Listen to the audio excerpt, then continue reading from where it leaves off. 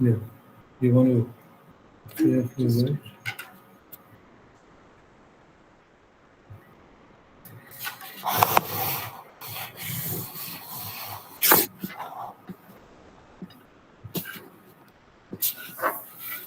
Is it you?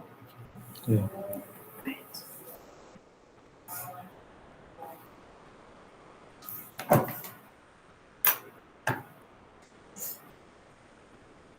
So, hi everyone, and welcome to today's class.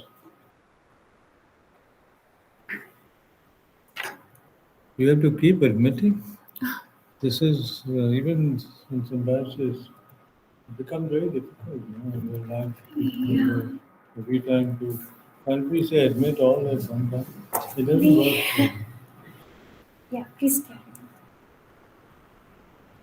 Welcome to today's class, and as I told you yesterday, we were theorizing on certain concepts from queer theory of queer studies or LGBT studies. And the concepts that I introduced yesterday were heteronormativity, heterosexism, homosociality. And then there's homophobia and even transphobia. That's what I want to talk about today. Because these are, homophobia and transphobia are important aspects of um, LGBT studies. They are universal, they are widely prevalent. One needs to understand what exactly one means by the term homophobia and by the term transphobia. Um, and, you know, they're different, they're different. The way I see it is that there are different forms of homophobia and transphobia. At one level, colloquially, um, we tend to use the word homophobia somewhat loosely. There's a more technical sense in which the term can be used. And in my own book, Criminal Love, I'll just put the title down again. There is a chapter on homophobia from which I would like to read excerpts from the chapter and then comment on them and interpret them for you, explain them to you. But before I do that, let me say that the two things. Homophobia manifests itself in in uh, in uh, in in everyday, in everyday life.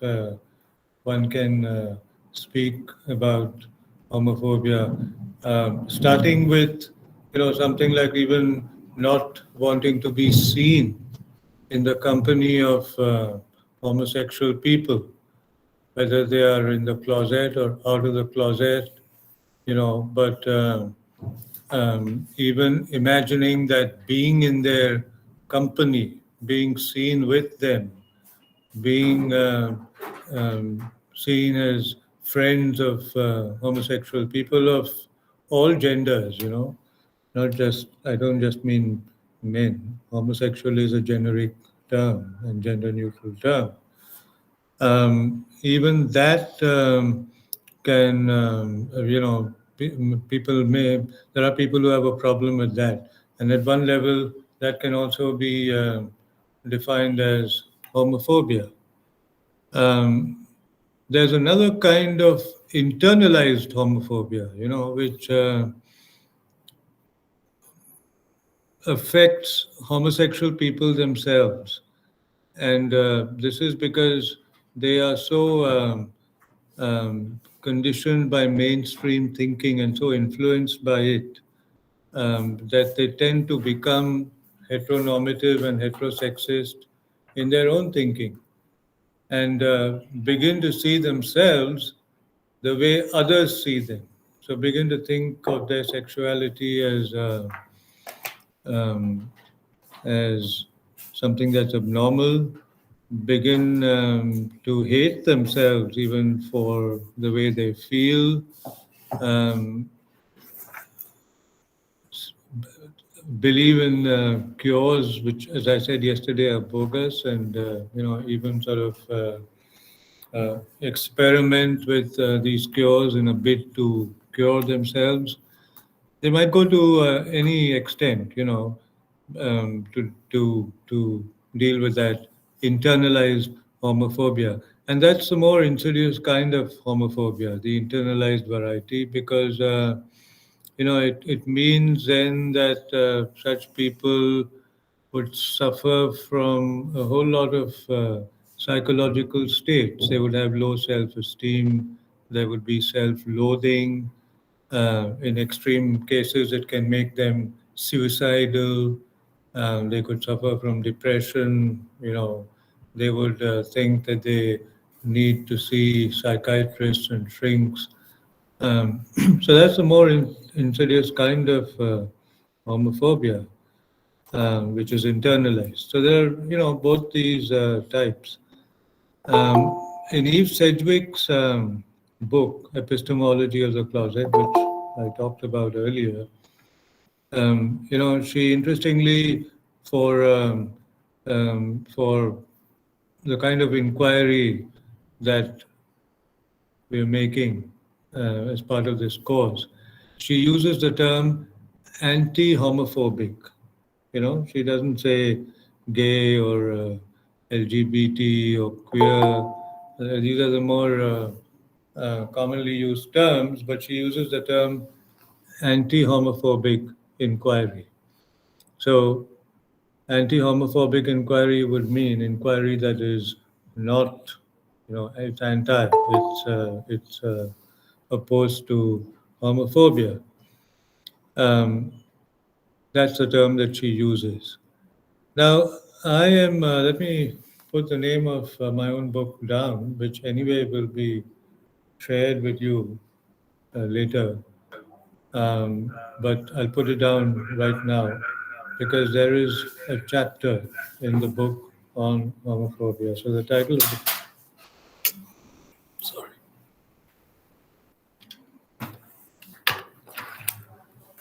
the title of the book. Can I type here? Yeah.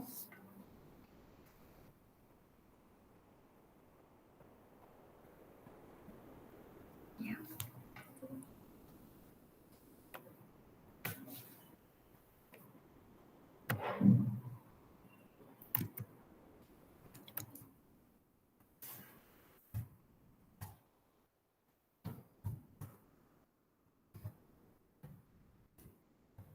The title of the book is Criminal Love.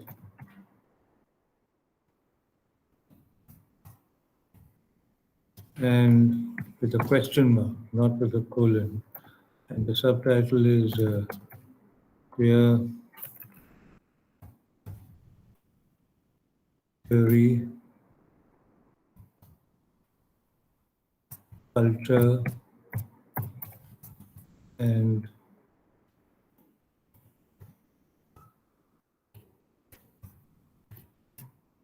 Politics in India.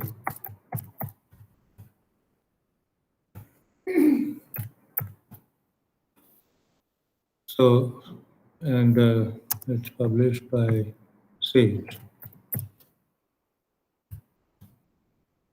So you can, this is still in print and, you can find it on Amazon. Criminal Love, Queer Theory, Culture and Politics in India. Now, my view on homophobia is a little different because I'm making this distinction between the term homophobia used in a colloquial sense and a more technical use of the term, which many people don't tend to do, you know. Um, so for me, that distinction is important. After talking about homophobia, I also want to move on to what is called transphobia, which is a kind of homophobia, but directed towards the transgender community. And this term is also catching on now, transphobia. So I think that today's entire session would be devoted to homophobia and transphobia because they are important, and then we can, for half an hour, answer your questions. So I'm reading from the book, select passages. Um, Homophobia may be loosely defined as a prejudicial fear and hatred of homosexuality, homosexual people, and homosexual acts. This is not necessarily directed at others, but could also be directed at oneself. That's what I meant by internalized homophobia. Many closeted homosexual men and women all over the world are found to be in denial about their sexuality on account of homophobia. In this case, both the homophobic subject and homophobic object are one and the same person. It is homophobia that causes such men and women to be in denial about their sexuality and to remain in the closet. So, one reason for being in the closet, could be internalized homophobia. It's not obviously the only reason, but that could be one reason. Homophobia may manifest itself in the form of physical and psychological persecution of the homosexual. Linguistically, expressions such as gay bashing have come to be associated with homophobia. Here, the homosexual person is cornered and beaten up by a homophobic mob. The bashing may be so severe that it may result in death or permanent impairment or disability. In this case, the persecution is physical. Psychological persecution may take the form of the family boycotting the homosexual person by refusing to speak to him. I'm using the male pronoun in a generic sense. It may also include multiple forms of blackmail, as described below.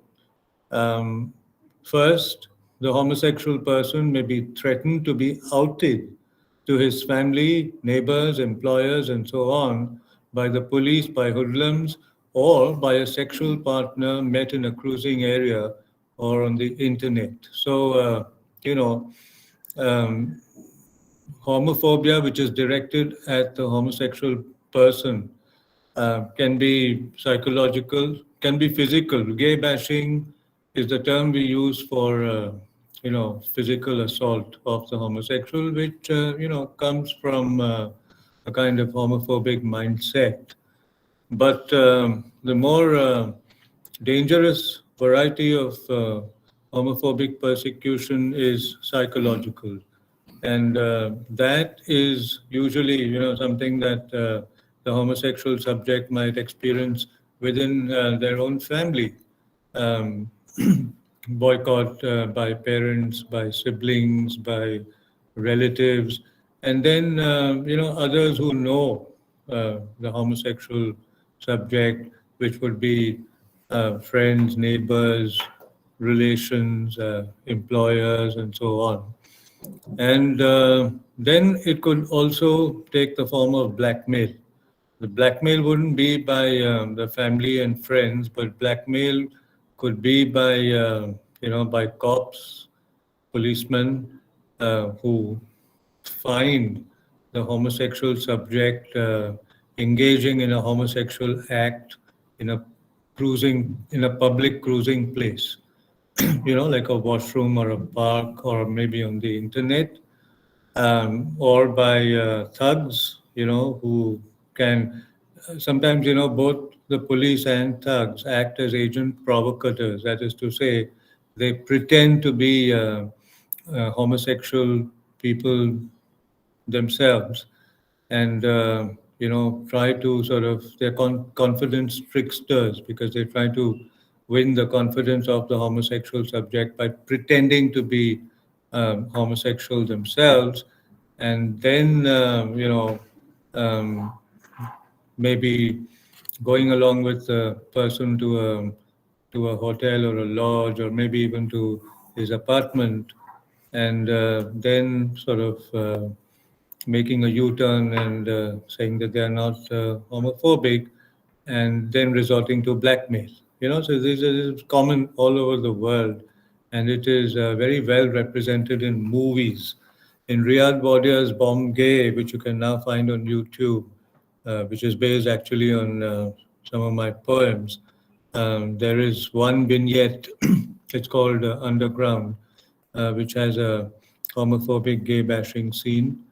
And in Onir's anthology film, there's one of the films in I Am, which is made up of 4 or 5 short films, is again about a gay bashing scene.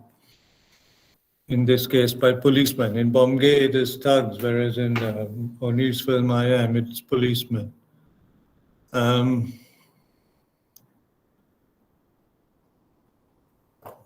So, threatening to out the person, because this is how, um, this is how it plays out. That when it comes to the cops and when it comes to thugs, the threat is to out the person to their family, right? For monetary gain, and so this can also be called a kind of homophobia. Then, the other thing that I say over here is that the family, and this is, I think, very typical of Indian households, the family, especially the mother, may feign illness or even threaten to commit suicide, etc., if the homosexual person does not marry and bring home a wife, and so on. So this assumes that we're talking about a male homosexual. Um, how marriage is so central to Indian social and cultural life that parents insist that their children should get married, and one way to kind of blackmail or let's say bamboozle a person to marry is to say that, well, the mother is ill and needs a daughter-in-law if it's a son. In the case of a daughter, again, similar appeals can be used that she should get married. The other kind of appeal, which I don't mention here, is to say that, well, if the homosexual child refuses to get married, it would become difficult for other siblings, the brothers and sisters of the homosexual subject, to find partners. So these are, ways of what you might call emotional blackmail. So blackmail itself can take different forms. However, what I really wish to argue in this chapter is that homophobia does not exist in India. Now, this might seem like a very contentious statement to make, and there'll be many people, including some of the other resource persons who talk to you, who might completely disagree with me when I say this.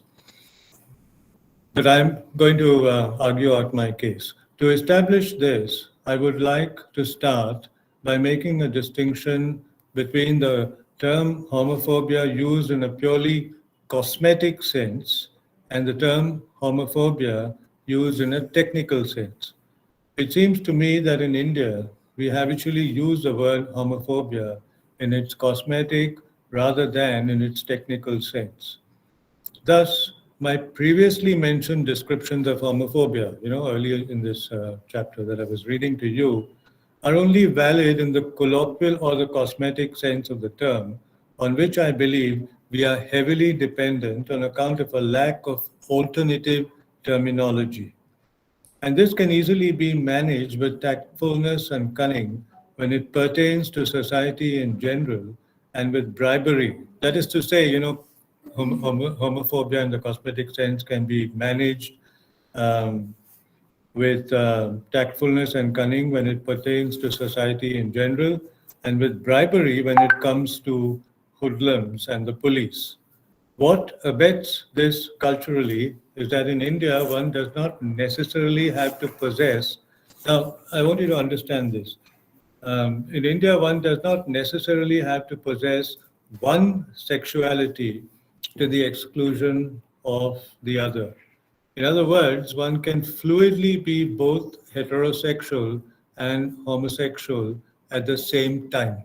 Now, if you remember, I talked about the Kinsey scale, and I said that most human beings were somewhere on that 6 or 7 point scale, which implies that most human beings are, in a way, both heterosexual and homosexual at the same time.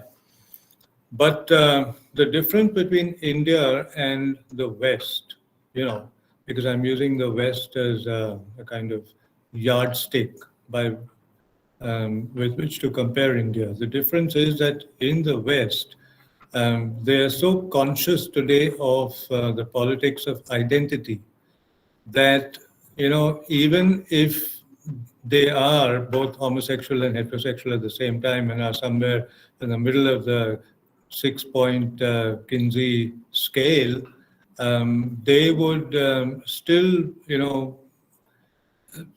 think of what they identify as, even if they are in the closet. They don't necessarily have to be out of the closet, but because the sense of where one comes from is much more acute in the West.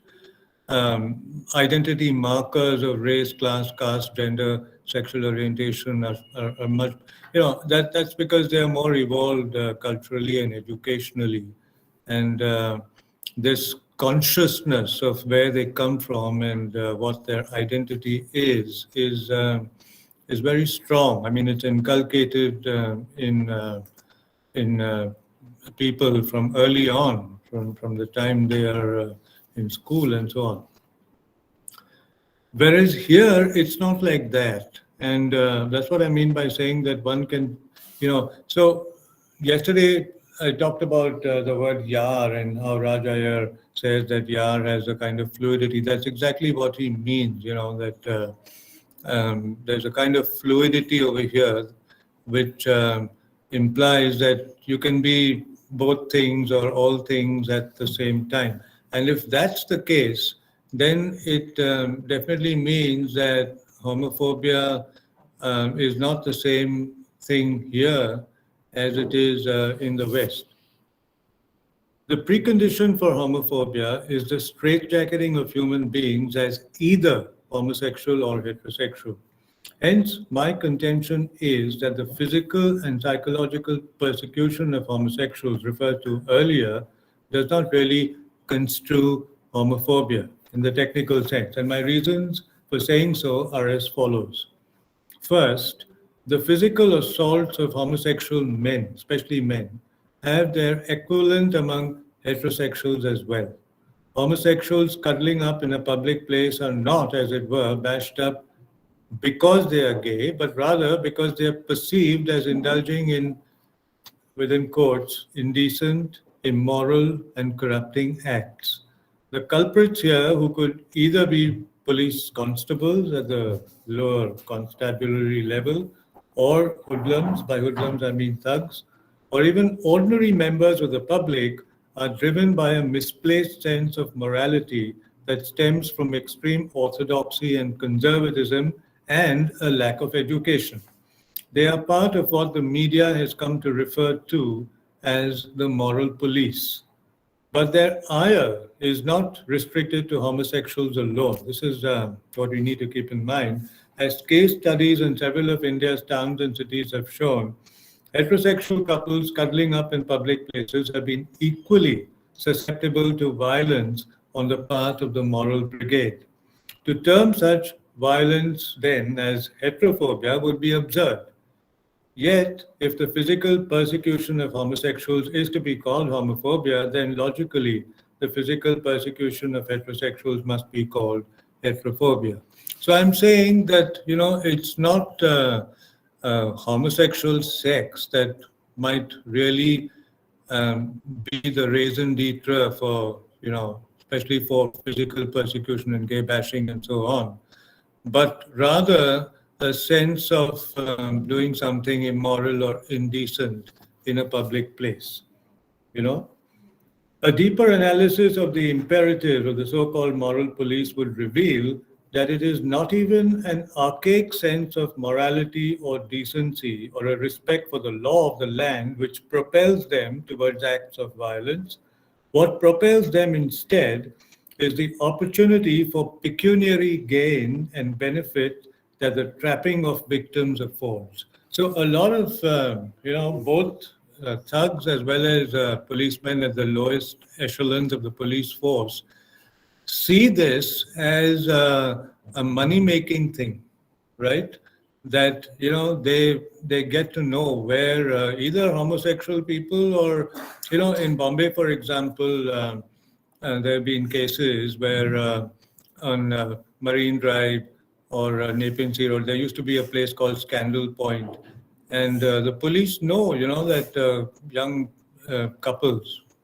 I don't mean only homosexual couples, but even couples in the general sense, a boy and a girl, go and make out, cuddle up, and so they are aware of these places, where young people go, and then they would sort of shadow them and trap them, right? And say that you're doing something in public that you're not supposed to do, and they this becomes a means of extorting money, right? And if you can't pay up, of course, then you're taken to the cop station and so on. But most people, would arrive at a settlement. The settlement can, be from a few hundred rupees to sometimes a lakh of rupees, depending on who it is and how wealthy they are and so on.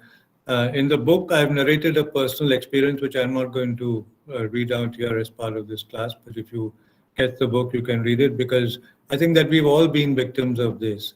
And in today's age and day, unlike the past, in the past, if you had to be looted, it would only be the amount of money you were carrying on in your wallet or your wristwatch or something. But now it's not like that, isn't it? Because there's online transactions, there's ATM, credit, debit cards, and they can check out your balance. So it's obviously much more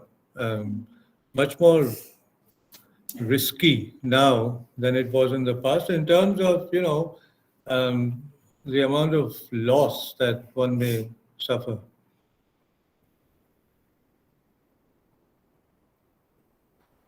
So what propels them instead is the opportunity for pecuniary gain and benefit at the trapping of victims. So I'm saying victims because the victims can be both homosexual, heterosexual. The victims themselves may come from socioeconomic and socio-cultural backgrounds that foster a conservative mindset so that at the end of the day, they are on the same page as their oppressors in the belief that they have erred.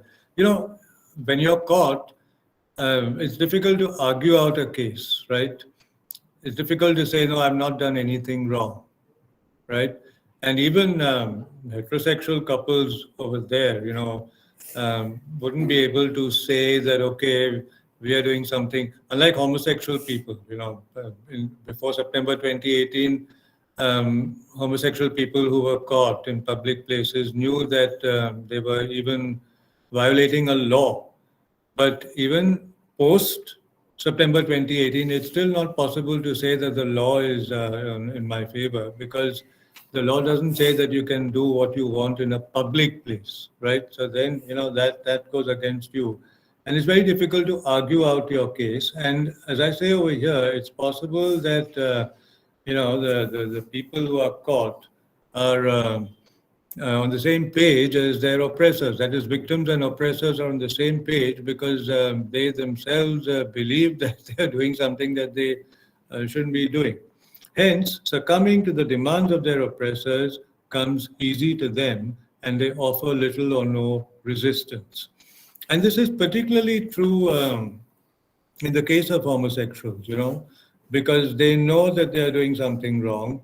They know that it is violative of a law till recently.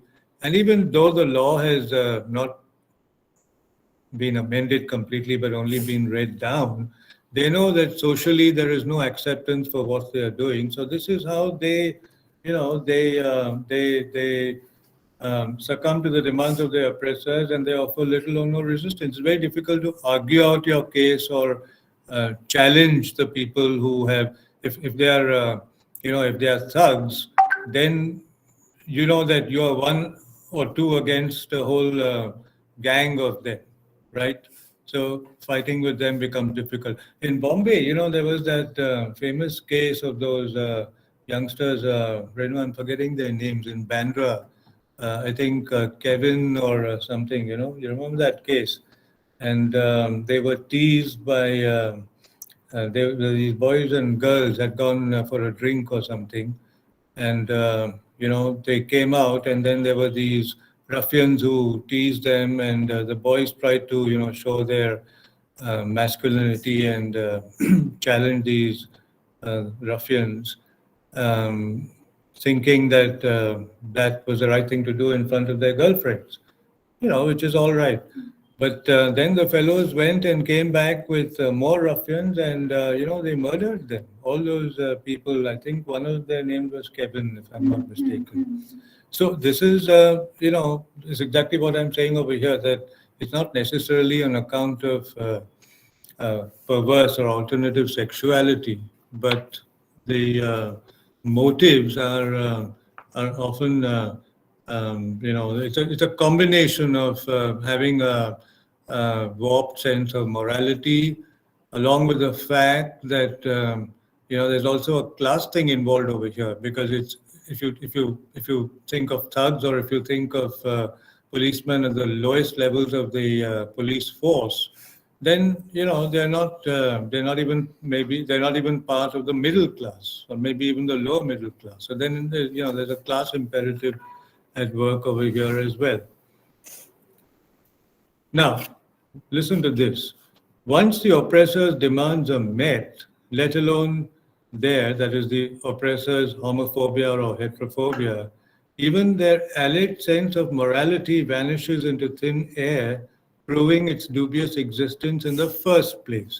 And this is where I'm not going to read that out in detail, but I speak just to make this more convincing. Speak of personal experience over here, where I was trapped by policemen at a train station. But once the deal was made, um, then all their alleged homophobia disappeared, because these same cops became extremely friendly.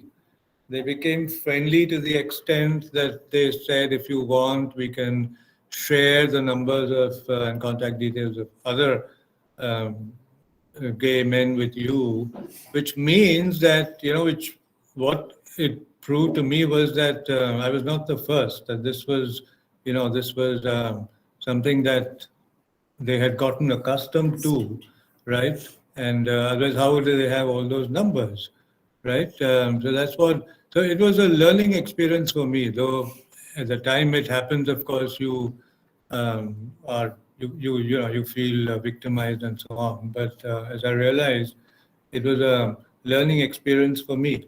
And, similar things have happened to many of us, many of us who are, as Hoshang Merchant says in his book, we are the gay icons of India. In his book, Gay Icons, he has 22 of us listed with profiles and so on. So if it can happen to us, then you can imagine the average homosexual person, how susceptible and vulnerable he would be to this sort of thing. And believe me that even after September 2018, I don't think that this has changed, because, at that level, if you're trapped by thugs or if you're trapped by police constables, you can't really say that the law is now in my favor and so on. You can't argue with them at that level, right? The minimum they would want is that, if you argue and if you refuse to come to a settlement, because that's what they're really after. But if you refuse to do it, then technically they can very well, say that, okay, you come to the police station and we'll charge sheet you, and the next day you will be taken to court, right? And then let the court decide. Now, nobody really wants to go through all that. There have been people I know from the, poor young men who have, because they have not had anything to give, and with it works differently, because with poorer people, I've done research on this. If one is very poor and so on, and you can't pay off, then they say that, okay, you join us and you help us to trap other rich people by acting as agent provocateurs. But if that can't be done, there have been cases where young men in their early 20s and so on, who've been caught. Maybe they themselves were doing it for money, because male prostitution definitely exists. So maybe they were doing it for money, willing to trade their bodies for money. But they were found out, and because they couldn't really secure their release by paying up or anything, they had nothing to offer. They actually were taken to the police station. A charge sheet was filed, and they were taken to court. They had nothing to say in their defense. Nobody was willing to bail them out, because these can be bailable offenses. But then somebody has to be willing to come and bail you out. But if none of that is possible, then of course you have to do time in prison. It may be anything ranging from 3 to 6 months. Now, since we are, like I said yesterday, and I keep saying that. The, we shouldn't lose sight of the law, because this is a law college and we call it law and alternative sexuality. So this is where the law comes into it. This is how homophobia and the law become interlinked. So I want you to keep that in mind. But this distinction that I was making, this, according to me, is not really homophobia. Now, I'm going to tell you what I mean by homophobia in the technical sense, so don't worry, because that's part of the chapter that I'm going to read out. But suffice it to say over here that, according to me, this is the impulses here are not homophobic. The impulse is something else. The impulse is pecuniary and monetary gain.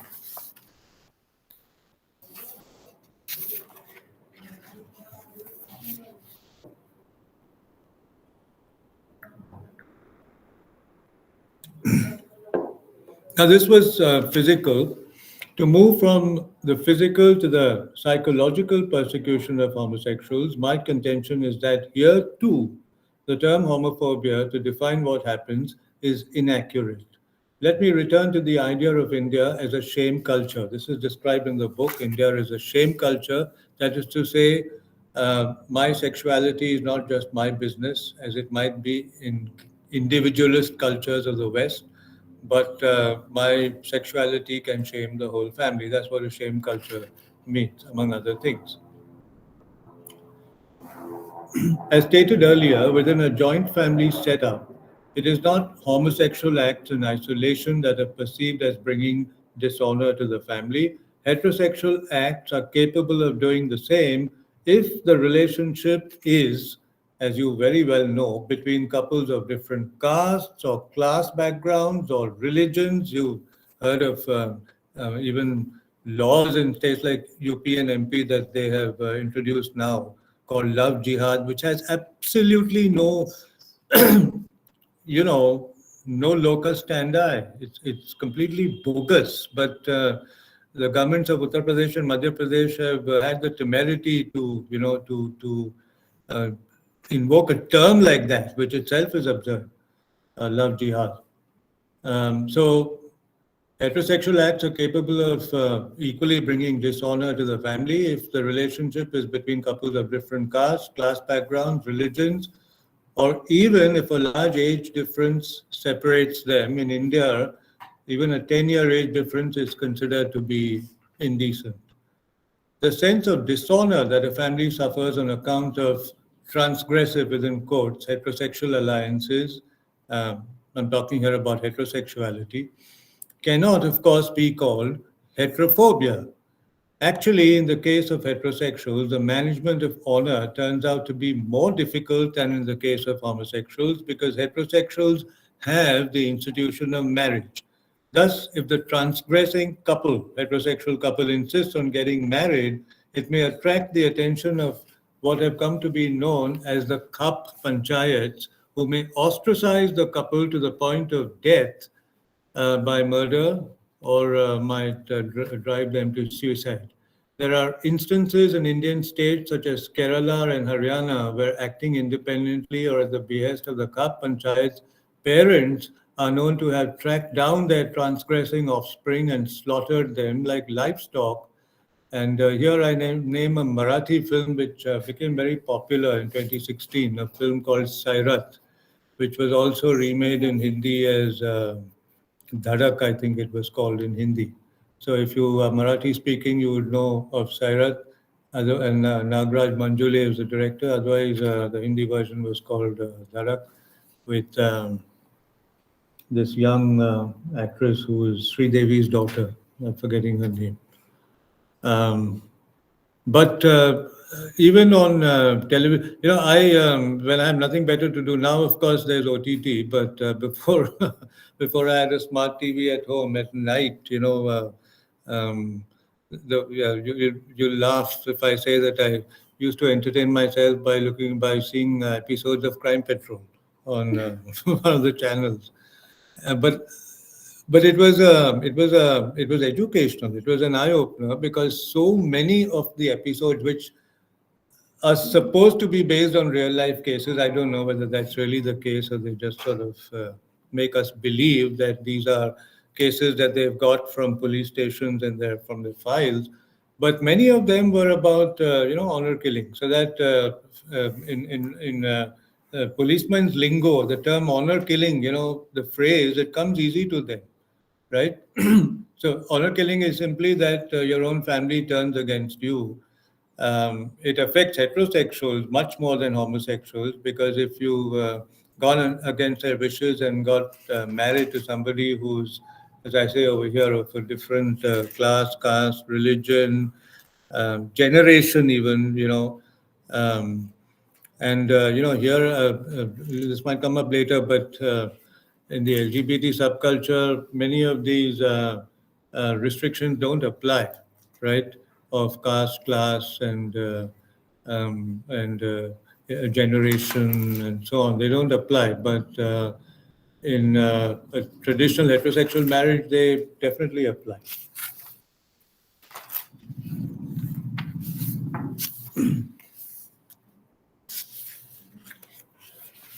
All right, I'm continuing another excerpt from the chapter. Homophobia simply cannot exist in a culture that still endorses the system of arranged marriages, which involves the segregation of boys and girls till their families find a suitable match for them.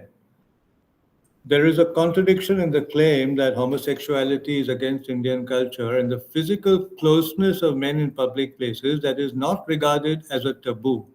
To me, there can be no stronger proof of the fact that homophobia is not integral to the culture of India.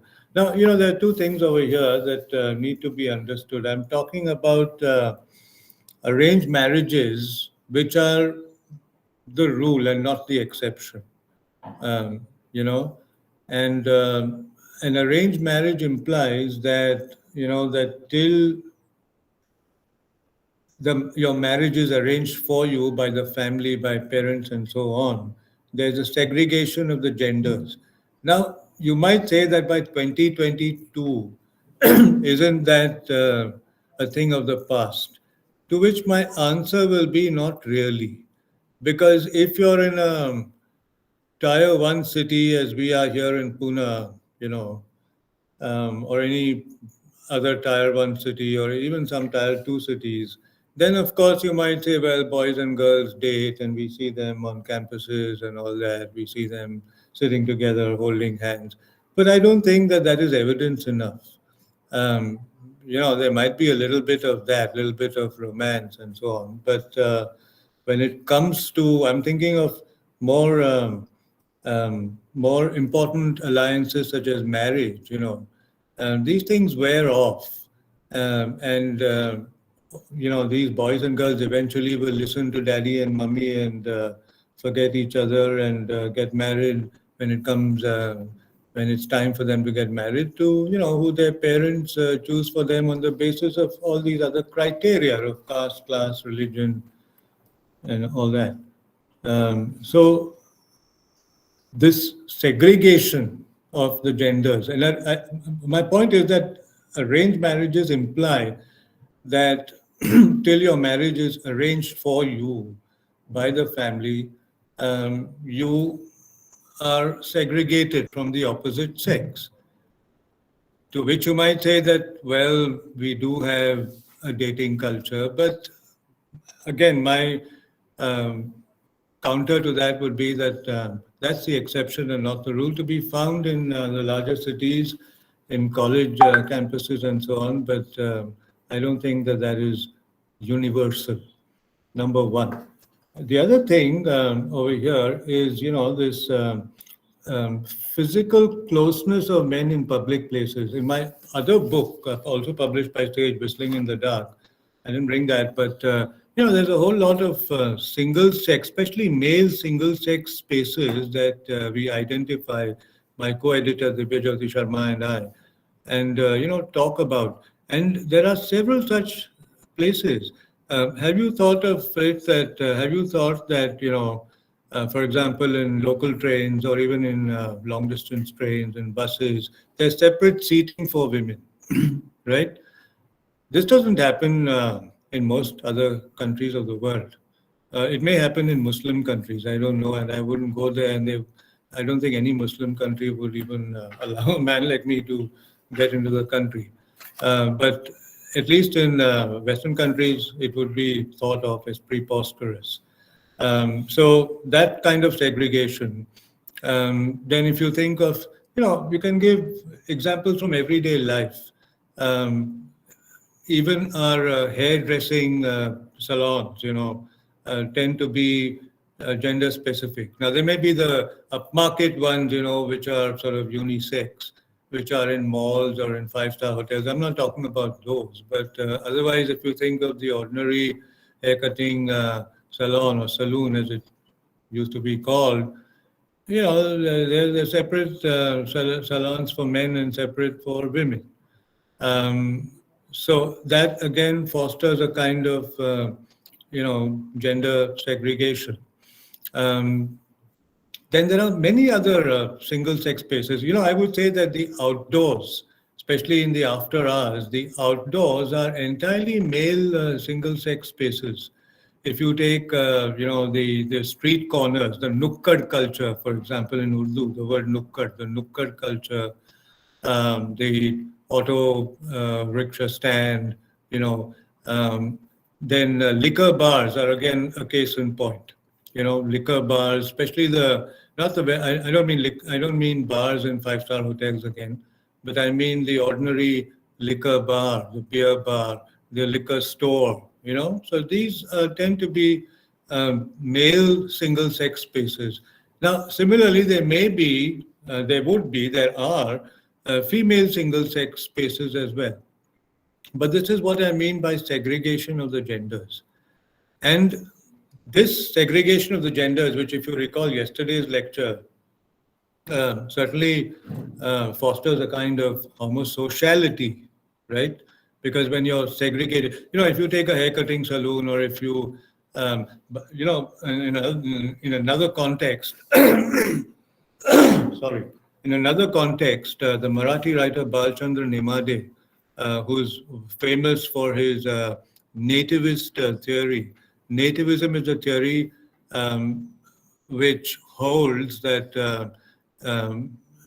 after colonialism, after the British have left, Indians should not write in English. Indians shouldn't use English, which is a colonizer's language, for literary expression, to write poetry and plays and novels. And Nemade is one of the major exponents of this theory. There were others like Anantamurthy who passed away.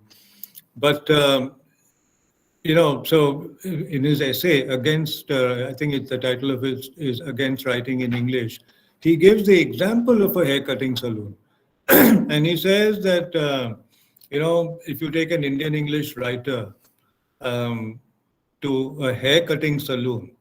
He says the Indian English writer, because he's assuming that the Indian English writer is monolingual. Say someone like Nissim Ezekiel, whose biographer I happen to be, who was of Jewish origin, and not bilingual like Arun Kolatkar or Dilip Chitre or some others, but monolingual. So his argument is that because it's a male single space, there's a lot of innuendo, banter, and so on, and that's true. That's true because even now, I go for a haircut in my neighborhood to such saloons. I wouldn't go to an expensive haircutting saloon, and I know that what Nemade is talking is true. Except that I disagree with him that an Indian English writer will not be able to relate to the kind of innuendo or banter and so on. But that is going on because there are no women there, you know. So the kind of lingo that they use, the kind of words that they use, which might also include abusive words and so on, not in a vicious way, but in a genial way, is because it's a male single-sex space. So Nemade's view is that because all of this is obviously not in English, but in the regional language or in Hindi, the Indian English writer who's monolingual would just not be able to relate to it, and he would be uncomfortable, which is complete hogwash. Because, and especially for me, because a lot of my writing is queer-centered, a male single-sex place like hairdressing, or yesterday I was talking about a massage parlor. There's a lot of possibility here because there's a lot of physical touch. As you're being, your hair is being cut or you're being shaved, physical touch cannot be avoided. So there is a lot of that, which in the LGBT subculture certainly has a kind of meaning that it may not have in mainstream heterosexual culture and a significance.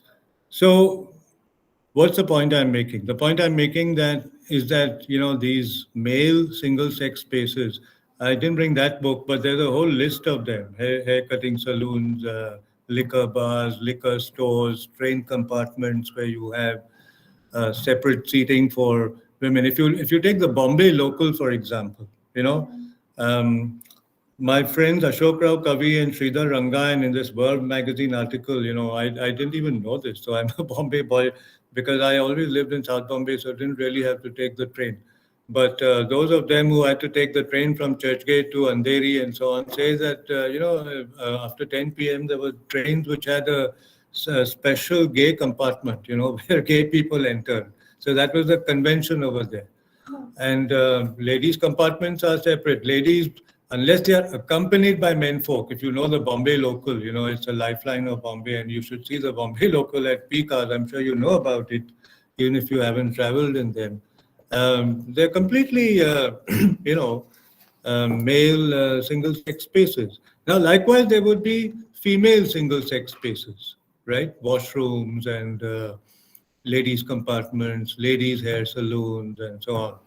So this segregation of the genders, which is certainly can be called and certainly amounts to homosociality, can also then lead to homosexuality, right?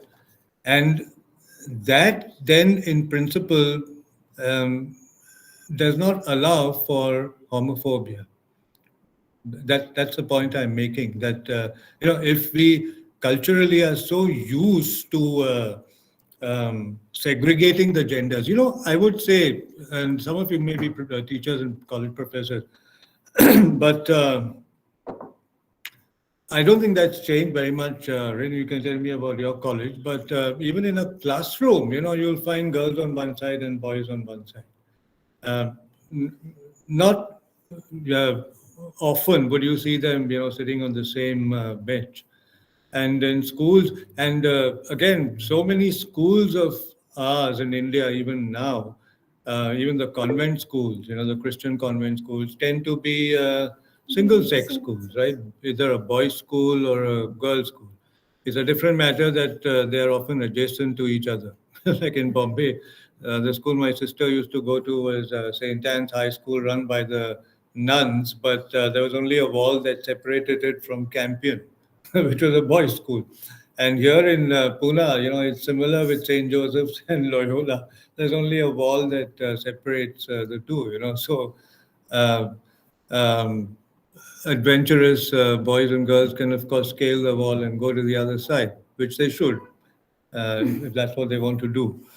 But the point is that if we are so accustomed to segregating the genders, right, everywhere, I can give you so many examples. You go to shrines, even there, Yes. separate queues for ladies and separate queues for men.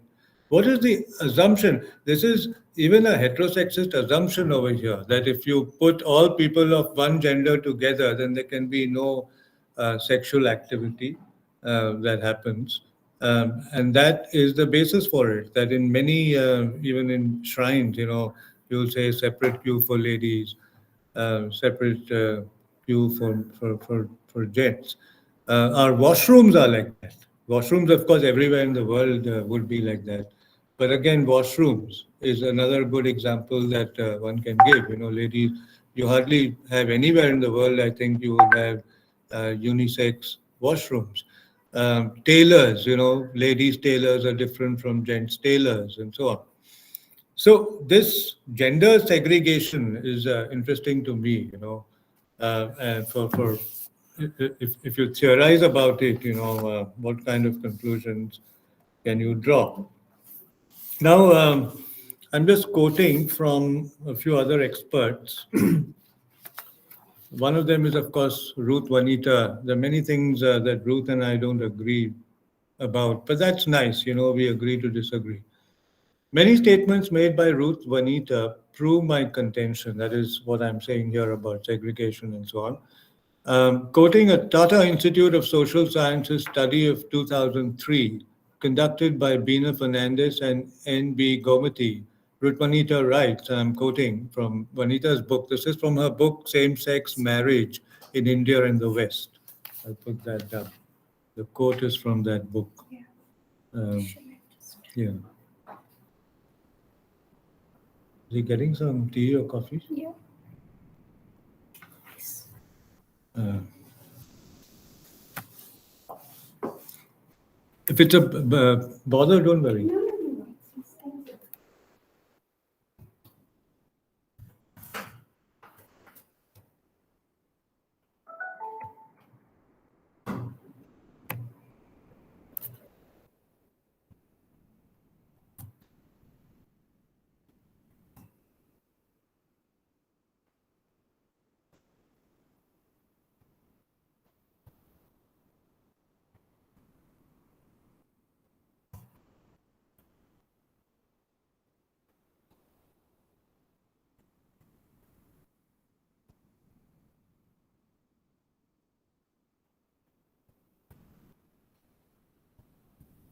So, same-sex marriage in India and the West,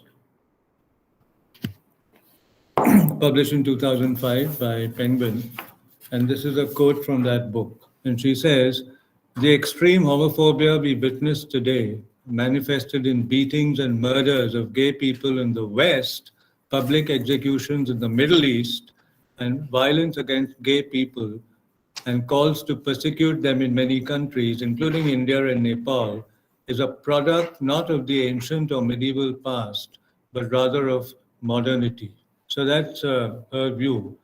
Now, Vanita points out that although homosexuality was condemned in medieval Europe, it was regarded as a sin rather than as a crime.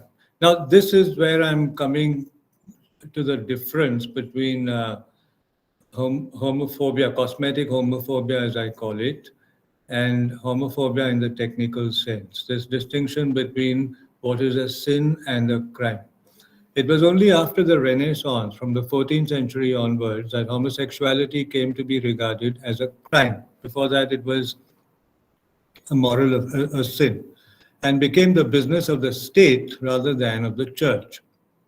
Likewise, speaking of America, Vanita says, I quote, Native Americans were much more tolerant of same-sex relationships, but their cultures were steamrollered by that of the colonizers.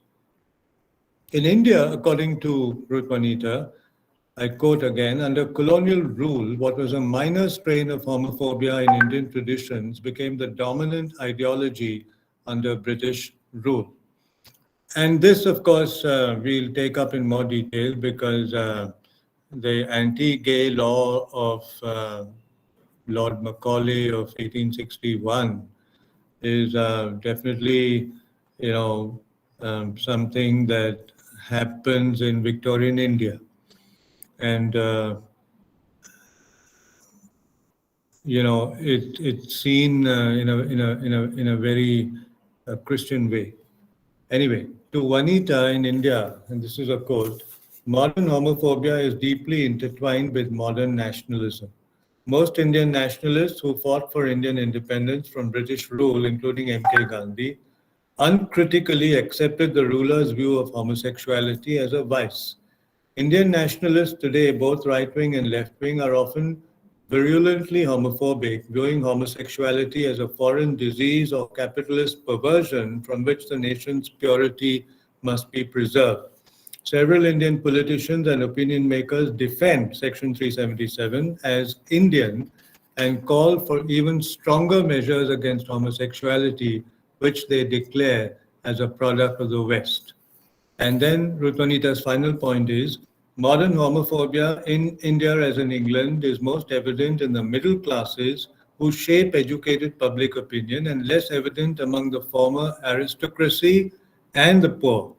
Homophobia drives many Indians to lead double lives, flee the country, try to cure themselves, or even commit suicide. So these things I've talked about, but I would reiterate that Ruth Vanita is using the term homophobia in what I call a somewhat cosmetic sense, not in exactly the technical sense that I have in mind. And I've explained my reasons for it. That it is often a misplaced sense of morality, regardless of whether it's homosexuality or heterosexuality. And it's also very importantly for monetary benefit. Now, what do I mean by homophobia in the technical sense? In the Christian West, this is my view, homosexuality traditionally has been viewed as a sin. This breeds a kind of religious homophobia that cannot be dealt with by simple worldly tools. The Vatican's homophobia goes to such an extent that, as pointed out earlier in another chapter, it once stated, this was something that one of the popes stated, that the world had to be saved from homosexuality just as its rainforests needed to be saved. Failure to save the world from either the one or the other would lead to its destruction. A sin must be atoned for or expiated, without which the sinner remains guilty for life and upon death goes to hell. So, traditional Christian view. This is how the culture of the West becomes a guilt culture. The Orthodox are shocked by the fact that the world has become so degenerate within quotes today that it argues for same-sex marriage and upholds homosexuality even in its most perverse forms. And chapter 7 of my book is a whole chapter on perversion. Now, to cite this, I'm going to end with this case history that happened in America in the year 1998, where a young teenager by the name of Matthew Shepard had gone to a gay bar, maybe the first time in his life he went to a gay bar, and was picked up by two truckers who then brutally murdered him, not for money. They didn't, but this was homosexuality the way I see it in the technical sense, because they felt that it was violative of the law of God. This is how the truckers saw it. Let me read this and then move on. In America, the famous Matthew Shepard, I'll put the name down. Matthew with a double T. Also mentioned that What? Balchandra you refer that. Yeah, I'll put, that's not directly related to this, but I'll put, okay, Yeah. I'm putting down the name of Bal Chandra Nemade. The title of the essay is Against in English, and this is where he says this. And then the has a double T.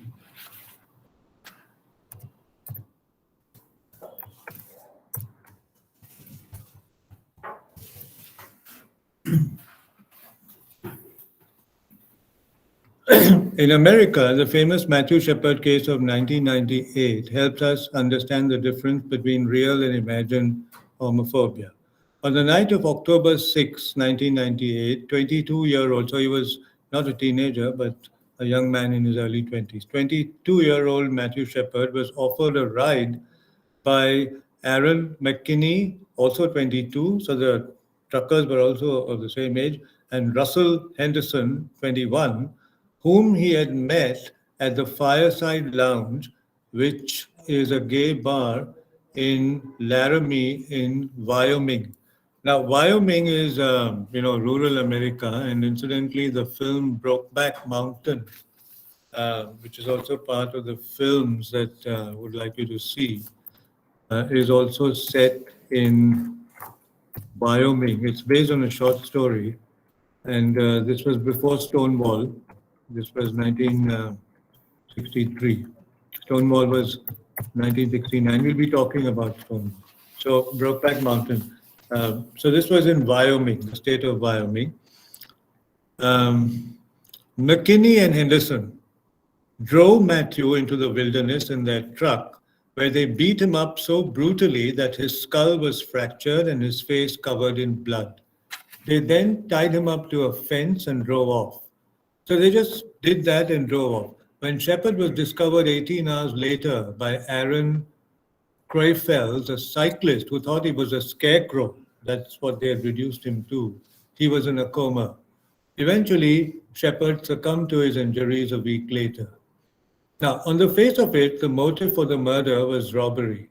McKinney and Henderson, though not gay themselves, pretended to be gay and went to the Fireside Lounge, which is a gay bar, in search of victims. On the face of it. When police officer Flint Waters arrested McKinney, he found Shepard's shoes and credit card in his truck. Yet, we must keep in mind that Shepard was only a youngster and could not have had much money either on his person or in the bank at the time of the attack. Why then did McKinney and Henderson choose him when there would have been richer patrons at the Fireside Lounge? That homophobia and not robbery was the principal reason for Matthew Shepard's murder is borne out by two facts. One, McKinney's girlfriend, Kristen Price's statement to the police that McKinney was motivated not by for monetary reasons, but by anti-gay sentiment, by how he felt about gays. However, Price was later made to withdraw the statement and say that she had lied because she thought it would save McKinney. Two, McKinney's own press interview in which he claimed that Henderson and he had only intended to rob Shepard and not kill him, and that the killing was triggered by Shepard's homosexual act of putting his hand on McKinney's knee in the truck. Though this view was rejected by the court and by the media, a police officer, Dave O'Malley, who was in charge of the case, said, and this is what the police officer says, I feel comfortable in my own heart that they did what they did to Matt, that is Matthew, because they had hatred toward him for being gay. So this hatred is, what I call homophobia in the true technical sense. And the motive then, is not robbery, but the motive. So it's a difference between sin and crime, right? that you're not, and or the difference, as Ruth Manita says, between church and state. So you're not, you're committing a sin, not a crime. If it's only a crime, it becomes civil, and then of course there can be blackmail and so on and robbery. But if it's a sin, you can't do that. You can't atone for a sin by a sinner can't become a saint by paying money, can he? Right? So that is the difference, the way I see it. And then, in later modules, we're going to talk about India. The focus is going to be on India. And if you think of, to the extent that India is Hindu or non-Christian, Hindu India up to, say, 1000 AD, and then there's both Hindu India as well as Muslim India because of a Muslim invasion. The attitude, Muslim India is very, there's a lot of ambivalence and ambiguity when it comes to Islam, because on the one hand, I'm just sort of digressing, but we're going to take this up in more detail. On the one hand, apparently, the Quran and the Sharia, they say that homosexuality should be punished by stoning the homosexual, stoning the gay person to death. But on the other hand, Islam is a homosocial religion. And if you look at lyric forms like the ghazal, the origins of the ghazal is Salim Kidwai, who passed away, my friend Salim Kidwai, his work was on the ghazal, in its original form, not the Urdu ghazal and the Hindi ghazal as much as the Arabic and Persian ghazal, was a lyric form written by men and addressed to other men. So there was that kind of understanding of not just male bonding, but actual love, sexual love between men. And then there were traditions like Launde Bazi and so on, where men kept boys, just as they did in ancient Roman Greece.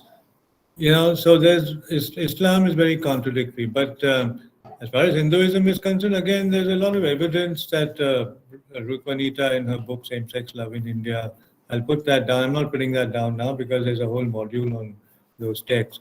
And even Devdutt Patnaik and all his Shikandini is his most famous book. But there are a lot of other books that he's written. He's a best-selling author. So if you think of Hindu India, there's a lot of evidence in the mythology itself. I mean, the Kovagam festival in May, Shikandini sex change operation. The Kovagam festival is, when Krishna becomes a woman and marries Aravan for one day because Aravan is to be sacrificed in the war, and but he wants to be married before he's killed, and Krishna becomes a woman. So that is the myth. But the Kovagam festival is, a day. I think it's around 15 May. Kovagam is near Pondicherry, when transgender people who can't otherwise marry because the laws don't permit it go to Kovagam and pretend to be brides for trans women, that is, for one night. And men, could be gay men, straight men, etc., go there and marry them for one night. It really, I'm told, I've not gone there because whenever I wanted to go there, May 15th in the south is Punishment. yeah. So I've always been put off by I wish it wasn't winter, but so I've now not gone there. But I'm told that it becomes a kind of free for all because men go there and you can literally pick up any of these trans women, and the lodges and hotels and so on are full of this kind of debauched activity for one night, just to celebrate that mythological story from the Mahabharata. That's one example that is given. And what about Vishnu and Shiva, and having a sexual relationship that even leads to the birth of Ayappa, who in turn had a sexual relationship with Babar, and And what about Krishna in the Bhagavad Gita? Rutvanita quotes this, so don't blame me, but she quotes it and says that, how would you interpret a statement by Krishna when he says that Arjuna is dearer to me than my wife or wives, and so on. So, and then, of course, the Kama Sutra, which has an entire chapter on the way the third gender, is supposed to enjoy sex. Khajuraho, if you've not been there, there's a Khajuraho festival going to happen shortly. The Chandela kings built these Khajuraho temples, which is full of erotic sculpture. Have you been there to Khajuraho?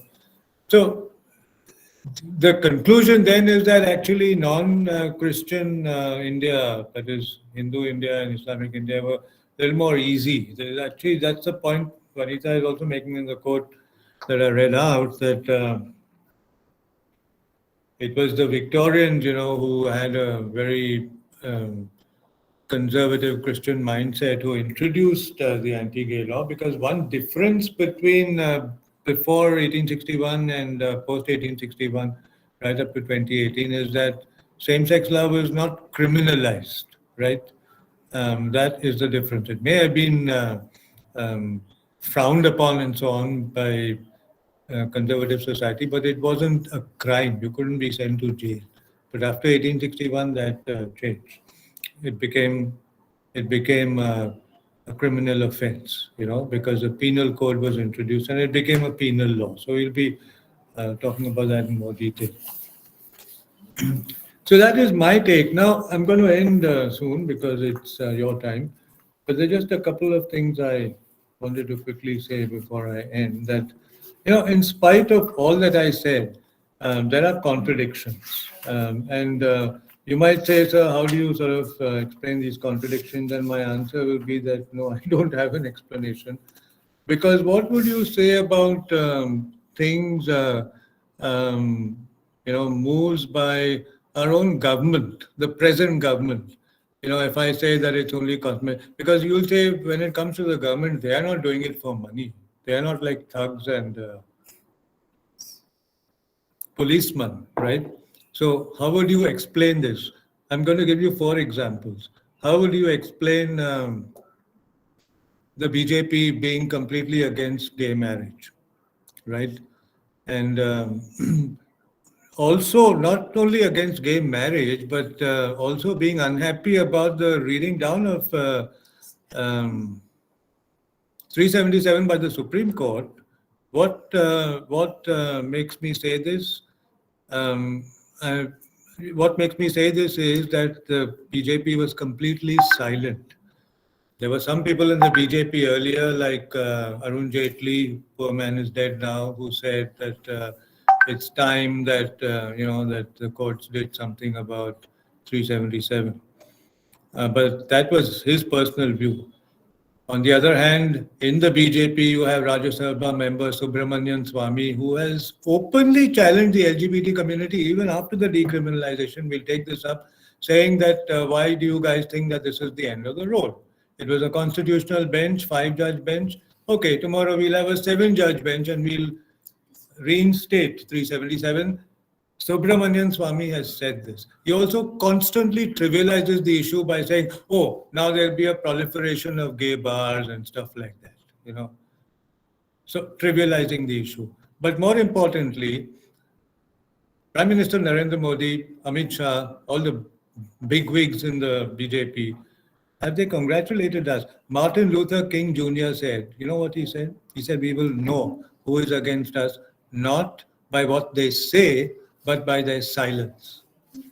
Right? We will know who is against us, not by what they say, but by their silence. And the silence of, I would have expected, because in England, they apologized to the LGBT community, right, for all the discrimination. Why couldn't Prime Minister Modi and Amit Shah, and others come forward? And it's not that the Congress was any better. It's all right for Sonia and Rahul Gandhi now to say, oh, something should have been done. But when they were in power, they didn't do anything. So they're all the same, And the silence speaks, right? And you know that they're not really happy. They left it to the court. The court did what it could. but there's no congratulatory view or message or anything from the government. And they made it very clear that, okay, September 2018, the law changed, but this doesn't in itself mean that we support gay marriage. Marriage is still the way we, talking like the Pope in the Vatican. Marriage is a thing between a man and a woman. Number one. Number two, again, this is interesting for students of law, that a judge was denied his elevation, Yes. Saurabh Kirpal. He got it now, but I wrote, and I write regularly for scroll.in. So all these things I've covered in scroll.in. You just have to go to scroll.in, Raj Rao, you will get the various things I've written, because there's another example which is follow. I've written about that too. Three examples. Second example is about Saurabh Kirpal. I wrote about him. The ostensible reason was that his partner is a foreigner. So it's a security threat. But he himself felt that that was not the real reason. It was his sexuality. Now I'm told that they have elevated him, maybe reluctantly or whatever. So that's example number two. Example number three, Onir's film, on this army major, J. Suresh, was not given clearance. There's a new rule they introduced only in 2020, according to Onir, which is that apart from the censor, CBFC, and so on, if it has to do with army personnel, then it needs additional clearance by the Ministry of Defense. So this is the story of an army major by the name of J. Suresh, who quit the army because of his sexuality. He quit it on his own because he was not comfortable. And only made a biopic. He met the man, interviewed him, and so on. But the Ministry of Defense refused to give him clearance, right? Why? So this is example number three. When I wrote about it in Scroll, I compared it to that other film with Vicky Kaushal on the so-called surgical strike, right? So I said that, okay, so if, he got a national award and so that. So it's only that kind of image of the army that, of course, the government wants to project, but not the other side. What would you call it? For want of a better word, homophobia. Another example, which hasn't to do with the government, but it has to do with the corporate sector, the timid corporate sector,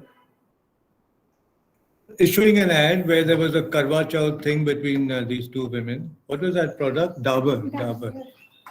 And then there was a hue and cry. So the very next day they withdrew it. Right? Karwa Chauth between, they said you can't bring religion and same-sex marriage together.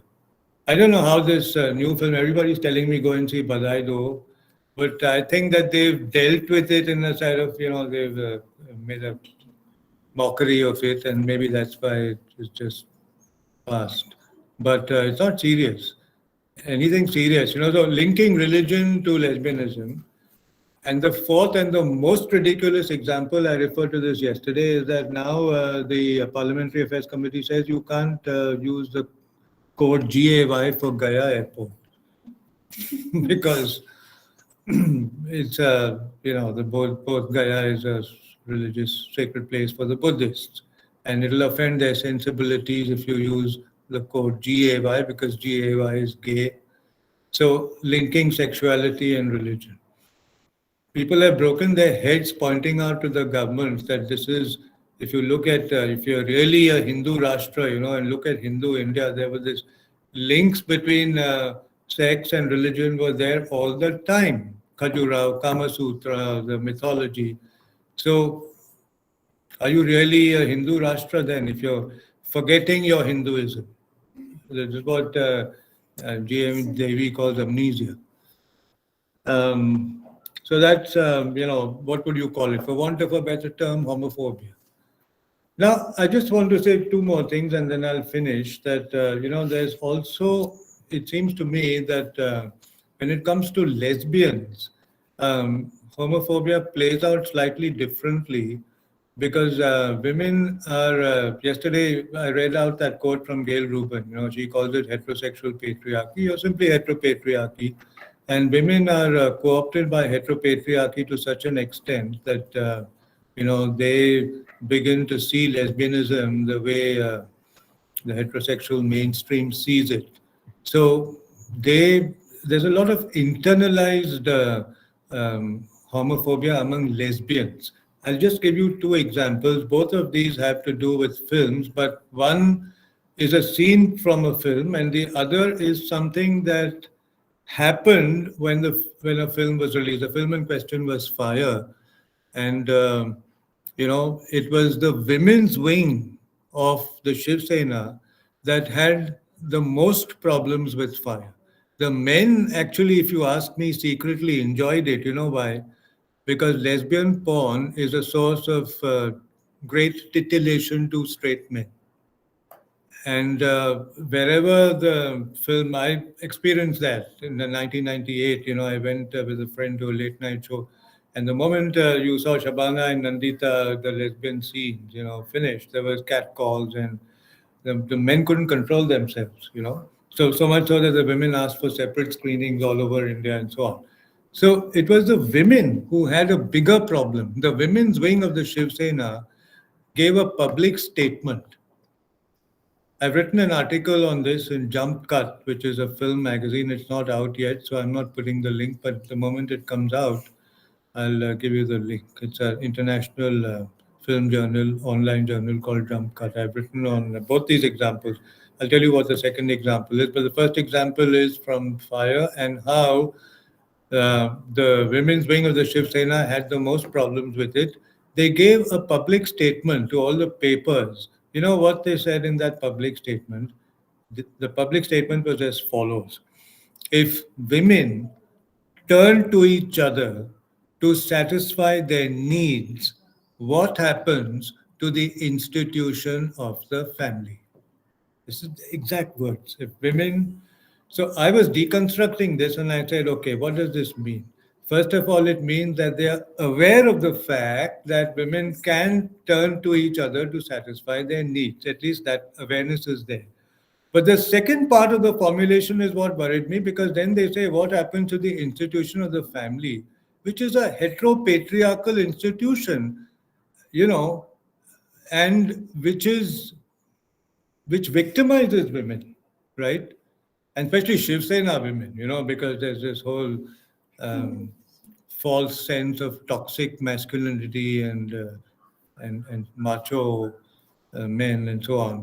Wife beating and alcoholism and all these things are rife, right? So for these women to not be able to see the liberating possibilities of lesbianism, because I think lesbianism and feminism do. Remember how Sedgwick said at one time, even in America, feminism was the theory, lesbianism was the practice. The liberating possibilities were completely they were blind to it and said, what happens to the institution of the family? So they are thinking of the heteropatriarchal family, right?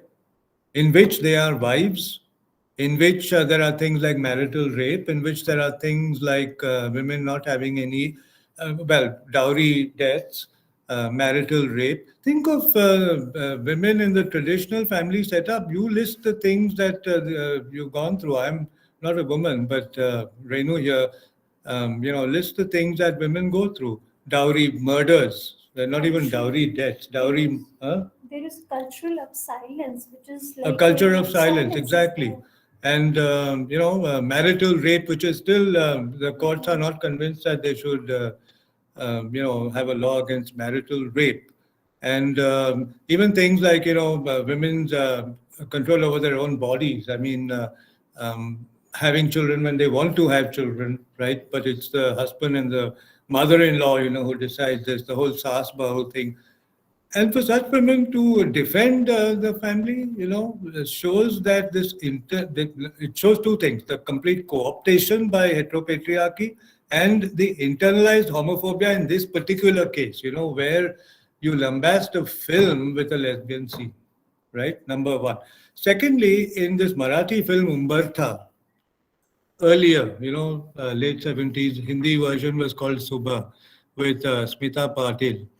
There is the film is set in a reform home, no, in a home for destitute women, and there's a lesbian scene over there. It turns out that these are all battered women, abandoned by their husbands and so on, and they're all victims, victimized, and this home becomes a kind of refuge for them. So they're all working. They live in a community. They eat together, and they work and so on. And so one night there's these two women. One of them is shown to be a little masculine, the other is femme, and they're on the terrace, and they are in sort of, in it's not really sex, but it's more like intimacy. They are embracing each other and so on. The night watchman happens to notice them, and all hell breaks loose because he blows his whistle and so on, alerts all the other inmates who are women, who are aghast at what's happening. They go to the director, the superintendent. Now, this was a role that Smita Patil played, before she passed away tragically at the age of 31. Um, and they go to the superintendent. Her boss, the superintendent, is sort of neutral. She's trying to, not exactly defending these two women, but trying to understand, because she's done her master's in social work at the Tata Institute of Social Sciences and so on. But her boss, um, almost threatens to dismiss her from service and say, "What are you?" Her exact words are, "What are you defending?" Meaning that how can you defend something as perverse as a lesbian act? But the real homophobic scene happens the next day in the community dining hall where everybody is being served their food, and you have one of these two women, these two unfortunate women, is on one side of the table, the other is on this side. As the boiling hot dal is being served, one of these women, takes her bowl of boiling hot dal and flings it on the masculine looking woman, meaning that she's the perpetuator. The femme woman is paired, the one who's feminine looking, completely scalds her. Can you imagine boiling hot dal, the whole bowl of it being flung on you? This is a classic homophobic scene. Now, this is not done for monetary gain or anything. So you might say all that you said, sir, doesn't hold. And I would agree. And I would say that internalized homophobia that I started with actually, I think affects uh, lesbians much more than male homosexuals. My last point is about what we call transphobia, which is now actually an aspect of homophobia. But the transgender community, is sort of um, becoming more vocal about what they perceive as transphobia.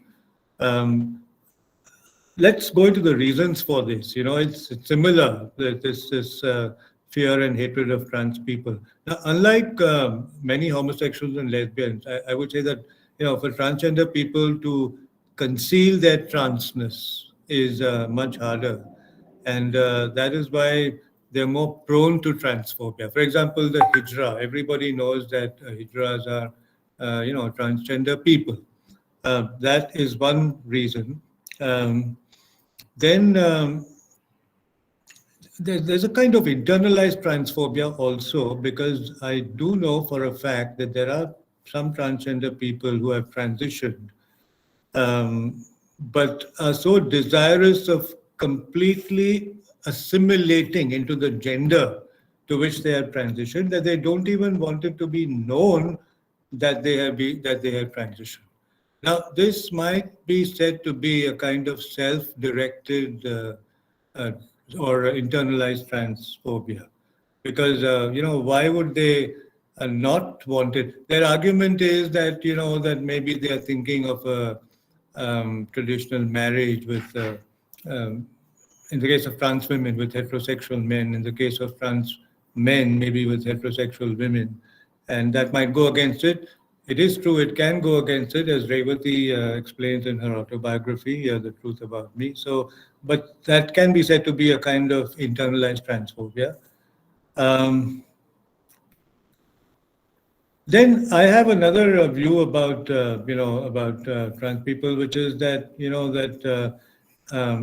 transitioning and the desire to transition can be again, it's very contentious, but it can be seen in terms of homophobia because, it's a way of, since sexual orientation cannot be reversed, you do it by default by transitioning and changing your gender, right? So that then you can be in a proper heterosexual alliance. So that can be uh, described as a sort of homophobia. Some of us in the LGBT community subculture do see it that way. That's it. And then, of course, I already said that there seems to be more internalized homophobia among lesbians and among male homosexuals. Thank you. I exceeded my brief by 10 minutes. I'm sorry about that. So now we are open for discussion.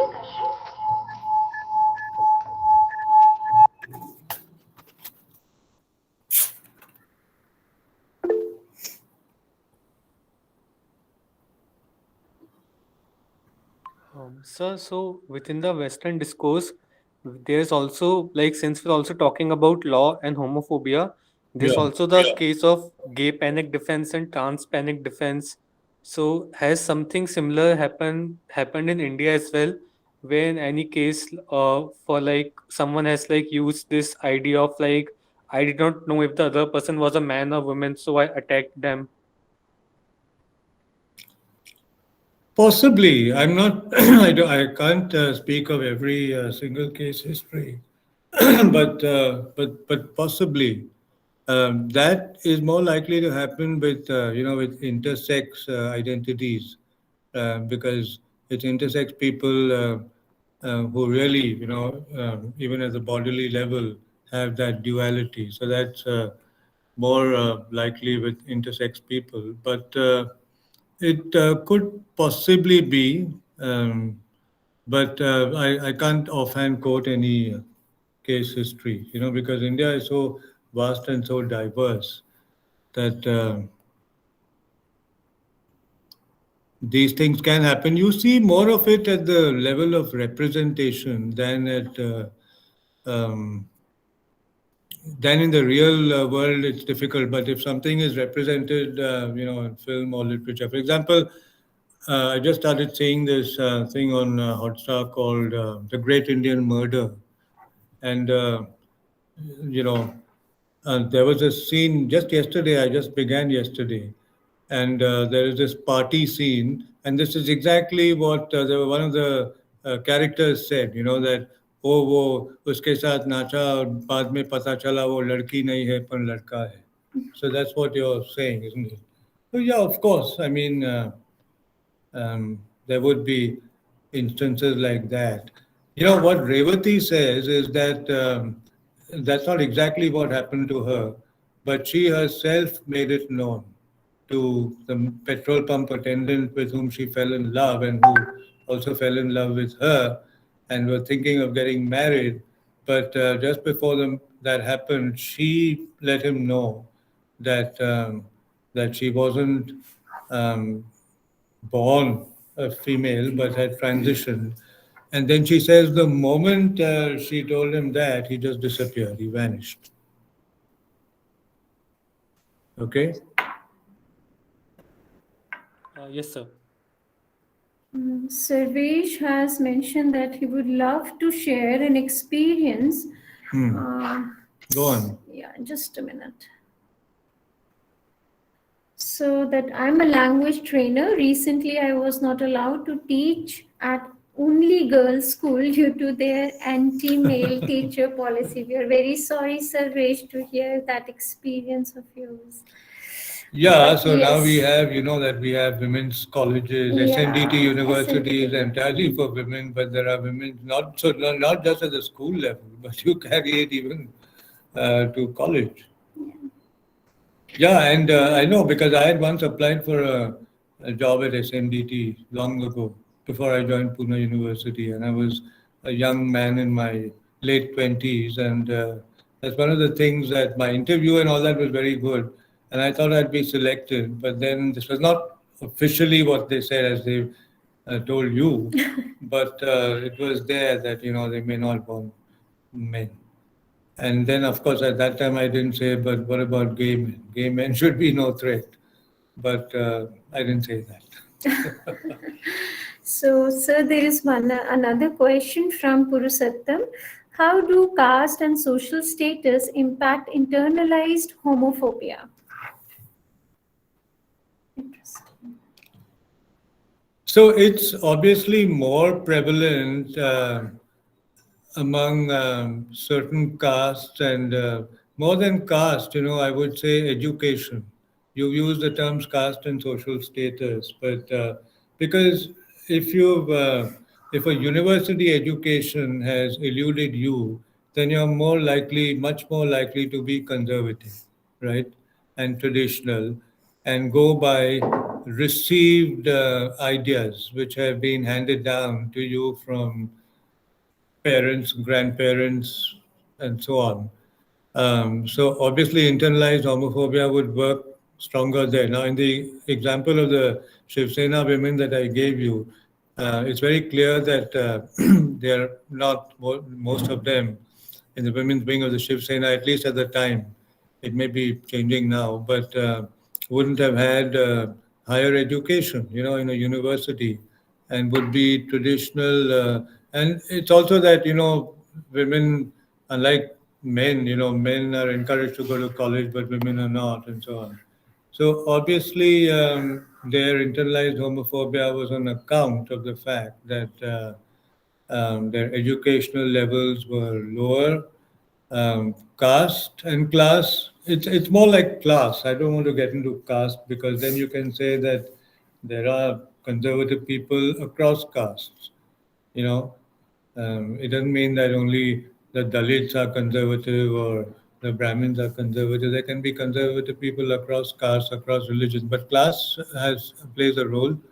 What you call social status, has to do with class, and that indirectly has to do with education. So the most important thing is education.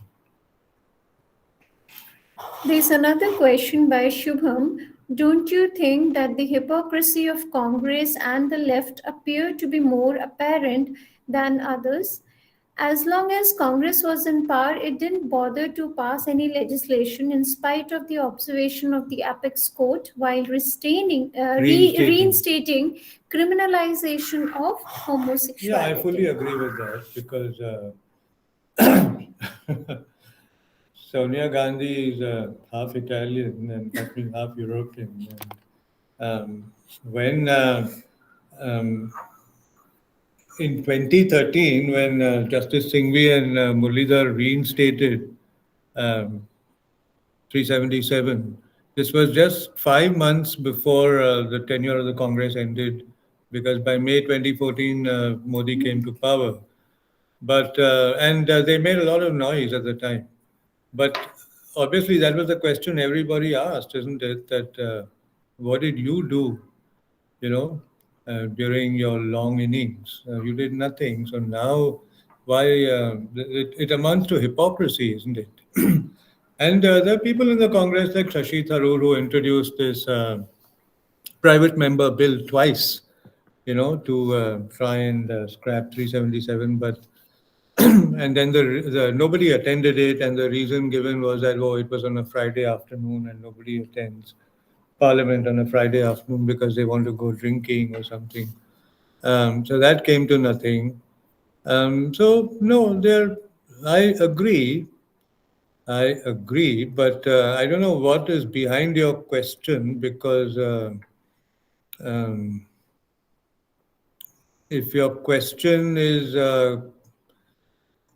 kind of angry with me for saying what I said about the BJP, then of course there's nothing I can do about it because I'm not an admirer of the BJP. Shubham, if you still want to get any clarification or if you want to specify what exactly you want to say, you can unmute yourself and ask.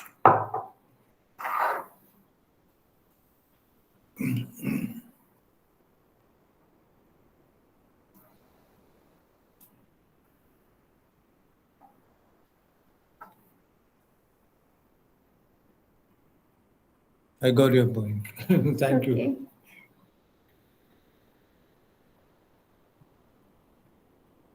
Any more point for discussion on today's lecture?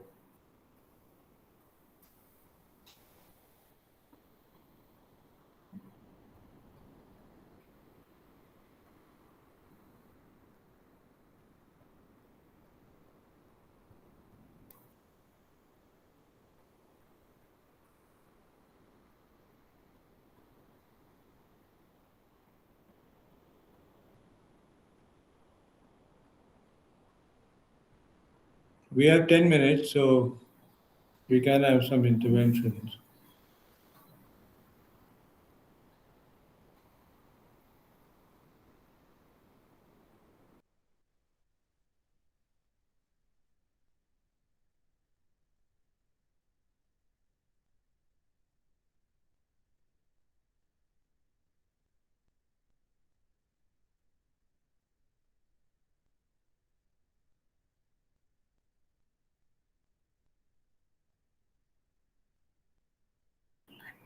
Um, Distinction that I'm making is my view, but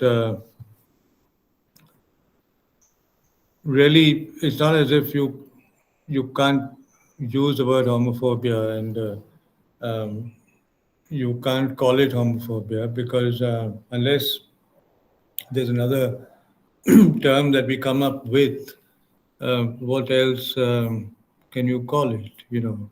It's just that maybe the different types of homophobia, and I was really concerned with a more a more serious kind of homophobia, which is which is not which is not for ulterior motives like money and so on, right? Where it does make a difference to people who one sleeps with, as long as they're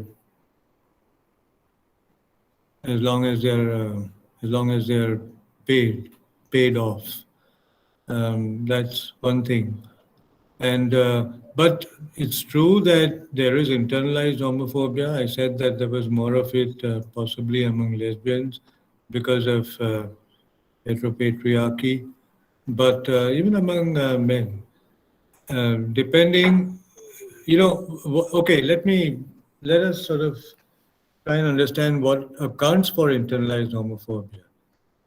Obviously, a conservative mindset, a deeply um, religious attitude to life. In this book, Jonathan Dolimore's Sexual Dissidence, the first chapter of that book is anecdotal. It's not about India. He's talking about Europe.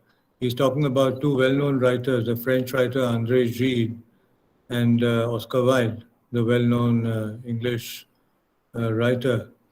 And, they met by chance in a foreign country, Algiers, and because their attitudes to homosexuality were very different.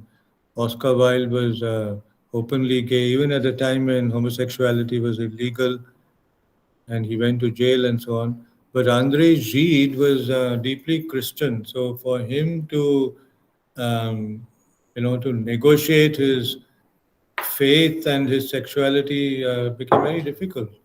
In all probability, he was not a practicing homosexual. You can internalize homosexuality also works in this way, then that you convince yourself to lead a celibate life, because then you think that practicing it's all right to be homosexual in terms of your sexual orientation, your desire, but you can still refrain from being a practicing homosexual and be celibate, and maybe even take it to be a punishment, if that's how you see it. So André Gide seemed to be like that, but when they met, Oscar Wilde tempted him to visit a sex worker, and he succumbed to the temptation, but then he was guilt-ridden after that, you know So this is how it works. That and why was he guilt-ridden and so on? Because he was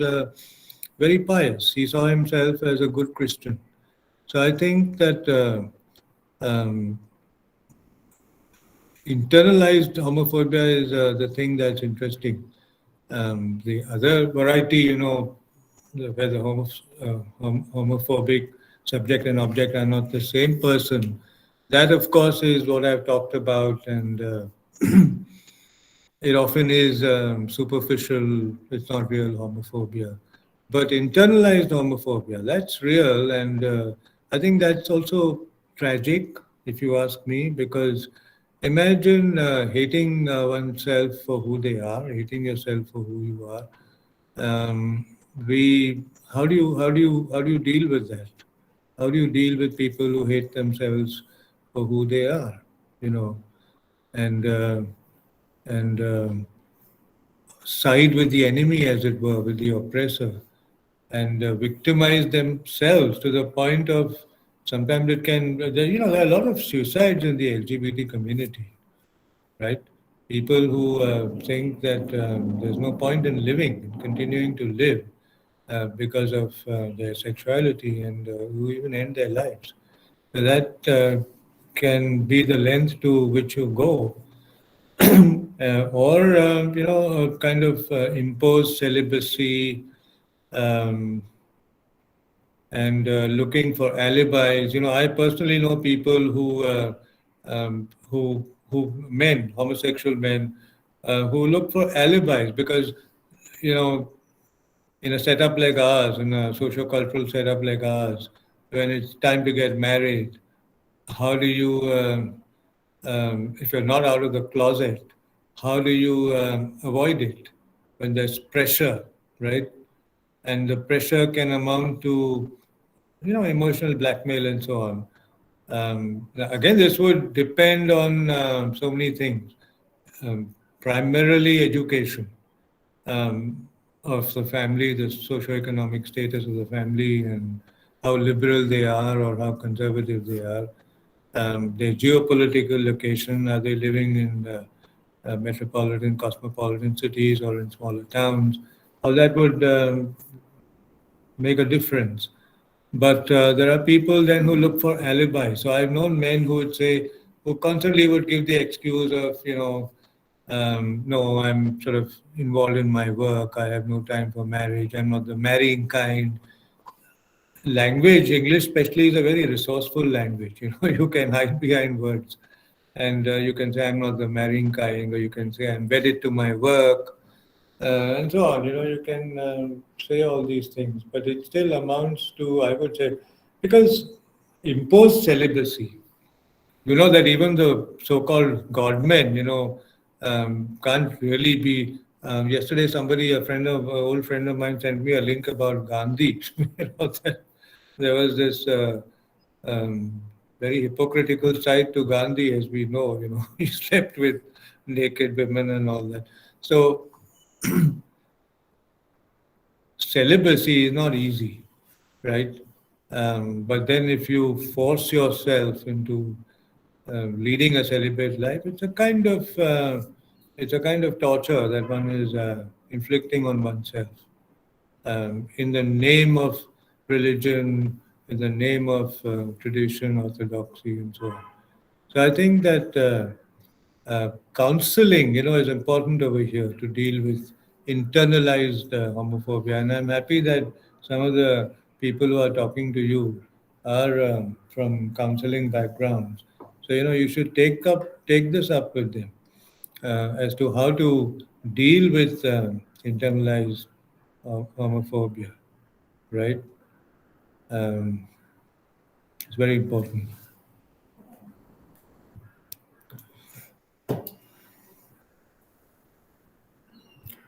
So there is another, yeah, I read that. yeah, you read.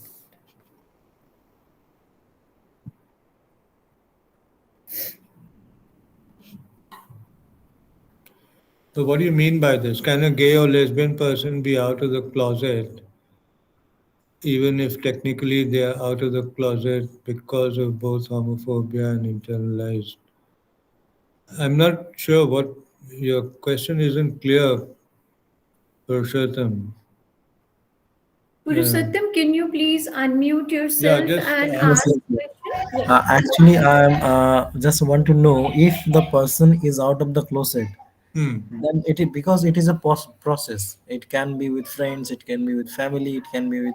So, technically, if the person is, if a gay person says, "I am out of the closet," then how far he or she is capable of going out of the closet?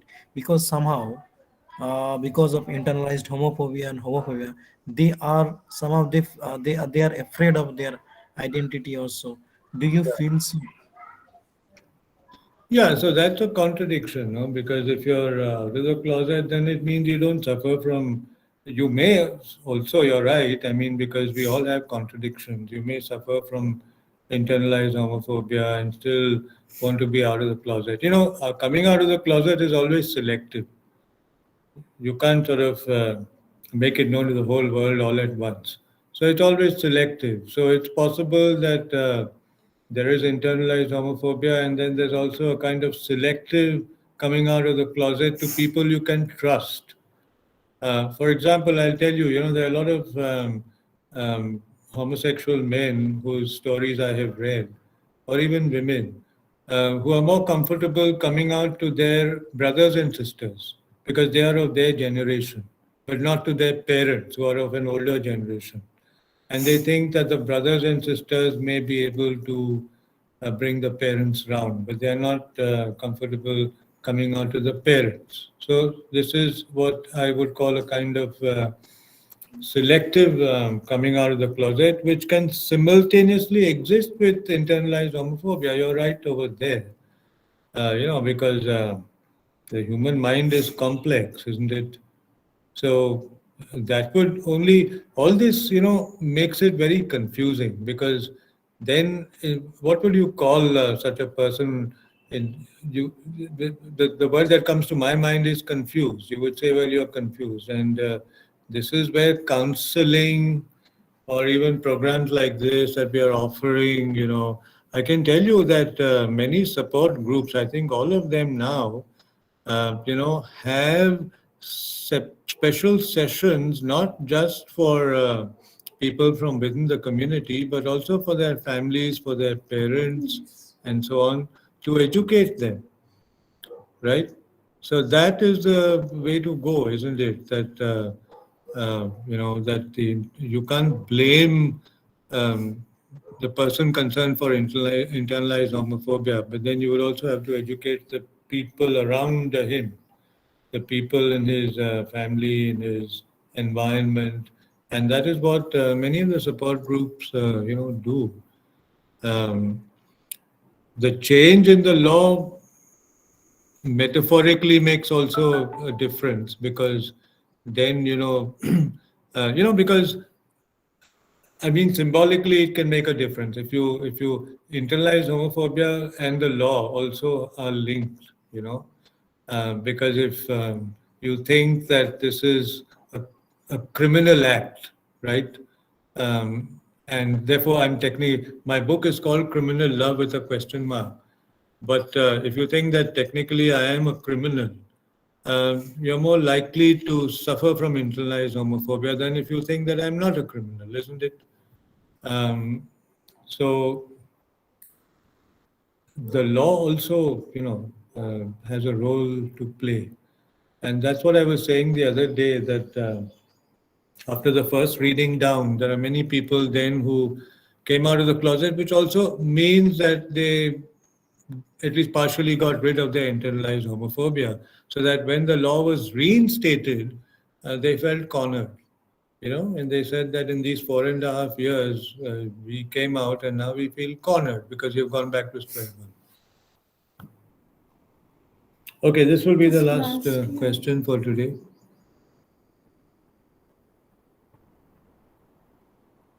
The fear and self hate of one's own LGBTQI identity that occurs for many individuals who have learned negative ideas about LGBTQI plus people throughout childhood. One form of internalized oppression is the acceptance of the fear, self hate, occurs for many individuals who have learned negative ideas throughout childhood.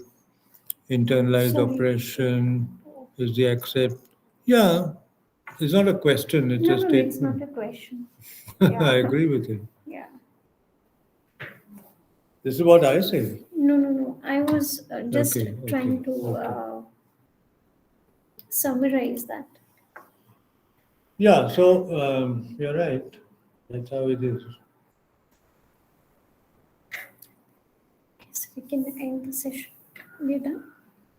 So I'm done for today. Thank you for being patient. Thank you for your interventions. Now, tomorrow, which is the last day for this week, we're going to look at medical practice and how the law and the police, become allies.